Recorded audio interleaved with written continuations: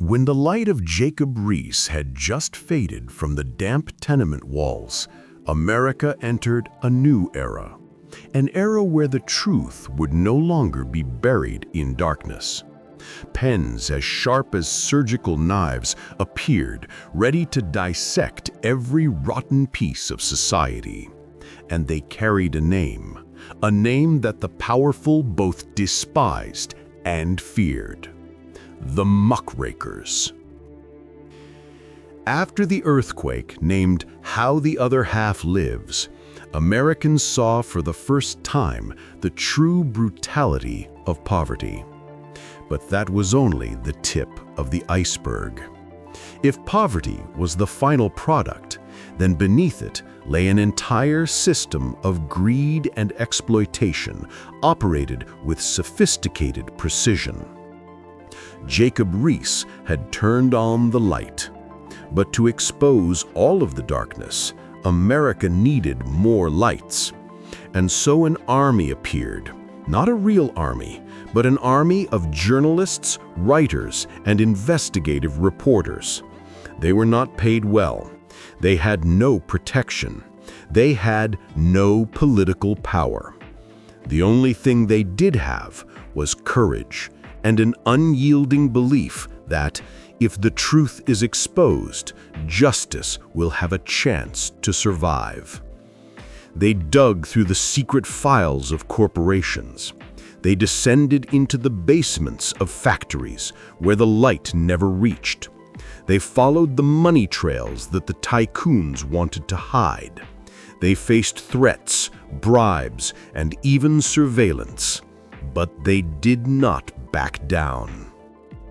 It was President Teddy Roosevelt who gave them the name muckrakers, initially with a tone of criticism, suggesting they only knew how to rake the muck.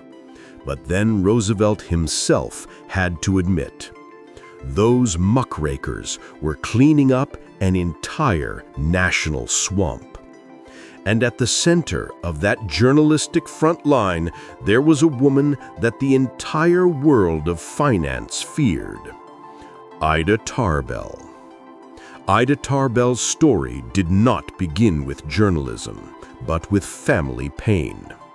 When she was a young girl, Rockefeller's Standard Oil used secret contracts with the railroads to undercut prices and crush countless rival businesses, including her own father's oil company. That event left a deep cut in Tarbell.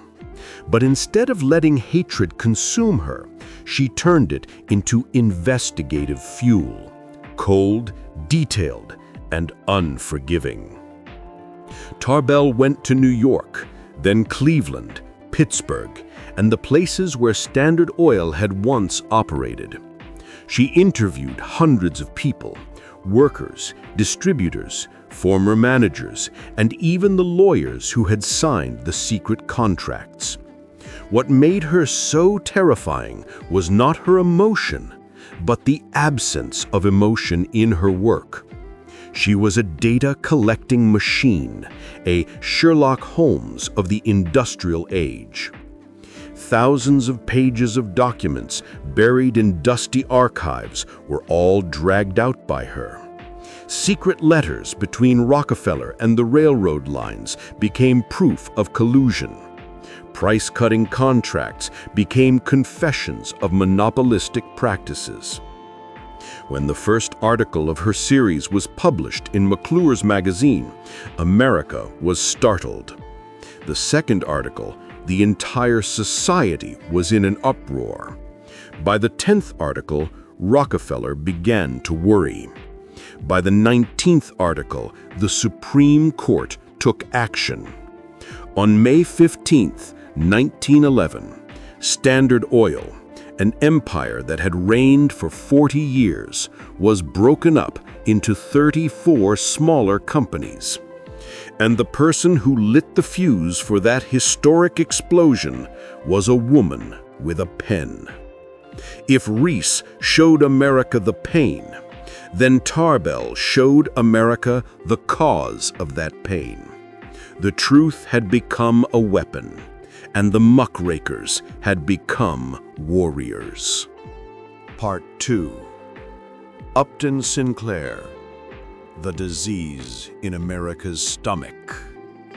Chicago, the industrial heart of America, but hidden beneath the roar of machinery and the glow of electric lights was a world no one dared to enter. Upton Sinclair entered, and what he found was not just the truth, it was a nightmare. Upton Sinclair was not an investigator like Tarbell. He was a novelist, an idealist, a believer in social justice. But when the Socialist Party commissioned him to go to Chicago to write about immigrant workers, Sinclair had no idea that he was about to touch one of America's darkest secrets. The meatpacking plants of Chicago were the heart of industrialized America.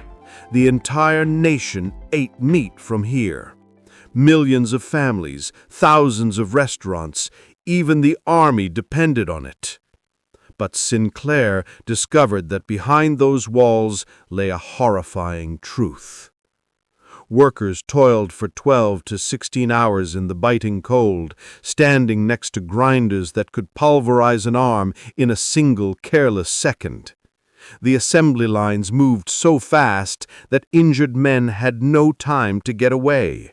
Some fell into chemical vats, and their bodies were never found. Those horrifying urban legends Sinclair thought were exaggerations. But when he witnessed it, everything was true.